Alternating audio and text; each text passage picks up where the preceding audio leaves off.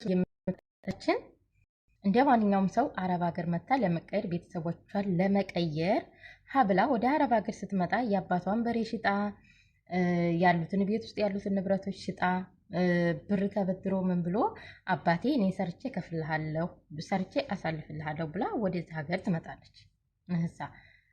አትሉ እዚህ ሀገር ከመጣች በኋላ አመትም አልሰራችም። ቤት መስራት የለም፣ የአባቷን በሮች መግዛት የለም። ወንድ ትጀናጀናለች። የምትጀናጀነው ልጅ ሹፌር ነው። እሷ ልጅ ትምህርት ቤት ታደርሳለች፣ እሱም ልጆች ትምህርት ቤት ያደርሳል። እዛ ትምህርት ቤት እሱም ሹፌር ስለሆነ እሷም ልጆች ስለታደርስ ሁልጊዜ ይገናኛሉ። እሷ የምትሰራበት ቤት ያለው ሹፌር ባንጋሪ ነው። ያኛው ደግሞ ሹፌሩ ኢትዮጵያዊ ነው። አብራው ልጆች የምታደርሰው ሴቷ ሰራተኛ ደግሞ ባንጋሊ ናት። እዩ አስቡ። የዚችኛይቱ ሹፌር እና የዚችኛይቱ ሹፌር ይጀናጀናሉ። ያኛው ሹፌር እና ያችኛው ሰራተኛ ይጀናጀናሉ። የሚገርማቸው ነገር ሁለቱ ኮንታክት አድርገው ማለት ነው። ያችም ሹፌሩ ሲጀናጀን ቤት ላይ አትናገርበትም፣ ምክንያቱም እሷም እየተጀናጀነች ነው። ይችኛውም እንደዛው እነሱ ተግባብተው ይጀናጀናሉ። እየተጀናጀኑ እያለ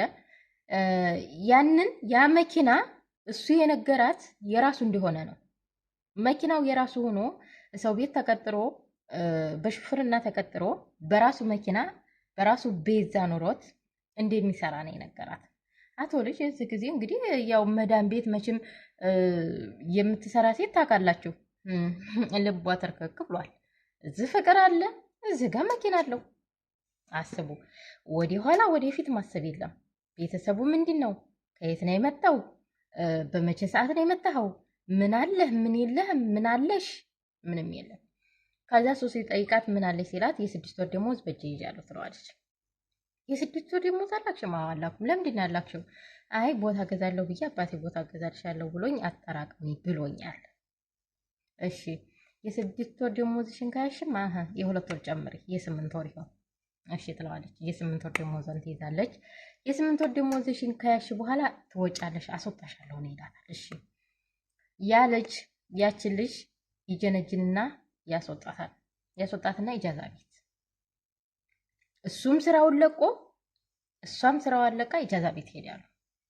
መኪና የት ነው ትለዋለች። መኪና የት ነው ስትለው መኪናዬንማ ጓደኛ ይዞታል ይላታል። እንደዚህ እያለ እሱ ቀን ቀን ወጥቶ ይውላል። እንግዲህ ወጥቶ የሚውለው የት እንደሆነ አይታወቅም።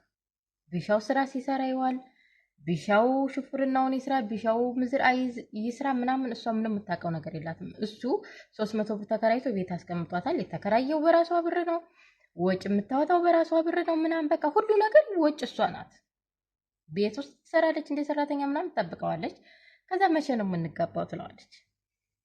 ለመጋባትማ የተወሰነ ጊዜ ይቀረናል። ምክንያቱም እኔ ብዙ ጓደኞችን ሰርግ ስለበላሁኝ ብዙ ታዋቂ ስለሆንኩ ሰው ስለሚያቀኝ ምናምን በቃ ሰው እንዴት ሳይጠራም ብለው እንትን ሲሉኝ ስለሚገምቱኝ እኔ ለየት ያለ ሰርግ ስለምፈልግ ቆይ የተወሰነ ቆይ ይላታል። እሺ ከዛ ተወለጅ ምን ታረግላቸዋለህ? እርግዝ ትላለች። ያረገዘች ጊዜ አረገዝኩ ብላ እሷ በጣም ደስ ብሏታል። ለሱም ትነግረዋለች ያረገዝኩ ስትለው እሱም በጣም ደስ ብሎታል። እሱ ደስ ያለው ምንድነው እያስመሰለ ነው እንጂ የእውነቱን አይደለም፣ እያስመሰለ ነው። እሱም እዚህ ጋር ምንም ብር የለውም እኮ እሱ ከራሱ ብር 5 ሳንቲም እያወጣ አይደለም፣ ወጪ ሁሉ የሚወጣው ከሷ ብር ነው። እና ውድ ቤተሰቦቼ በዚህ መሀል ምን ይፈጠራል? አቶ ልጅ ነፍሰ ጡር ከሆነና ሰርጋችን ሳይደገስ እኮ ለወልድ ነው ስትለው ልጁን ክርስትና ስናስነሳ ሰርጋችን አብሮ ይደገሳል ይላታል። እሺ ትላለች። አቶ ልጅ ምን ቢያረግ ጥሩ ነው? አቶ ልጅ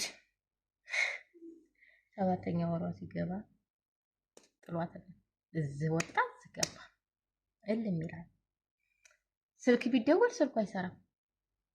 ጓደኛ ትጠይቅ ጓደኞቹን አታውቅ፣ ቤተሰብ አትጠይቅ ቤተሰቦቹን አታውቅ። አቶ ልጅ ምን ማድረግ ነው ያለባት? ማልቀስ በቃ። ይሄ ጠንከኛ እንባ ውይ ዝም ብሎ ማልቀስ ማለት ነው። ታለሳለች። 9 ወር ይሞላታል። 9 ወር ከሞላይ በኋላ ትወልዳለች። በዛው ኢጃዛ ቤት የሚያውቋት ልጆች ምናምን ጎረቤት ነበሩና የአበሻ ጎረቤት ነው። ያ ጎረቤቱ ያርሷታል ምናምን። ከረሷት በኋላ አቶ ብር ያ የ8 ወር ብር የለም ጠፋ። ስራም የለ፣ ባልተብየውም የለም።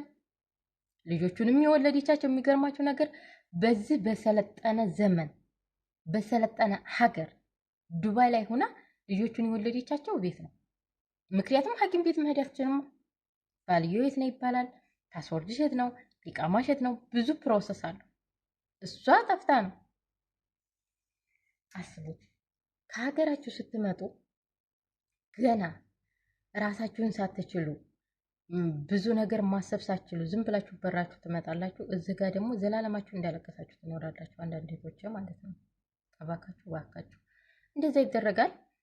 በወለደች በ2 ወሯ አስፋልት ወጣች። ምክንያቱም ምንም ነገር የላትም፣ የምትበላ የላትም፣ የምትጠጣ የላትም፣ ኪራይ ቤት የምትከፍል የላትም። ልጆቿን ይዛ ወጣች። በቃ አስቡ። እንደዚህ ያላችሁ ወንዶች ማለት ነው። እናንተ እህት የላችሁም? ከሴት አይደለም የተፈጠራችሁት? አፈር አባታችሁ ብሉና ማለት ነው። መጀመሪያ ትጀነጅኗት አላችሁ። ከዛ በኋላ በቃ ጥላሽ ትላለ። ግን ጥፋቱ ያንቺ ነው። እኔ 100% ጥፋቱ እሷ ነው ብዬ ነው የማስበው።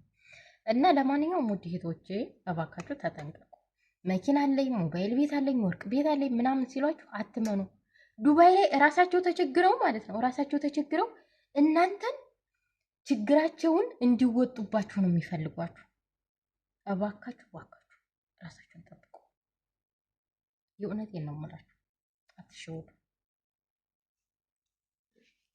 በአናችሁ ወይም ተፋቅራችሁ ምንም ነገር ቤተሰብ ሳያውቅ እኔ መኪና አለኝ፣ እኔ የተለየ ሱቅ አለኝ፣ ምናምን ልብስ ቤት አለኝ፣ ሞባይል ቤት አለኝ እያሉ እህቶቻችንን እናገባችኋለን እያሉ እየጀነጀኑ ኢጃዛ ቤት እያስወጡ ሰርጋችን ዛሬ ነገ ይሆናል፣ ከዛሬ ነገ ቤተሰብ እናስተዋውቃለን እየተባላችሁ የምትሸወዱ እህቶች ያላችሁን ወርቃችሁን ብራችሁን ለነሱ አስረክባችሁ መጨረሻ ላይ ደግሞ ካስረገዟችሁ በኋላ እዛ ገባ እዚህ ወጣ የማይታወቁ ወንዶች የምታፈቅሩ የምታለቅሱ እህቶቻችን ማለት ነው።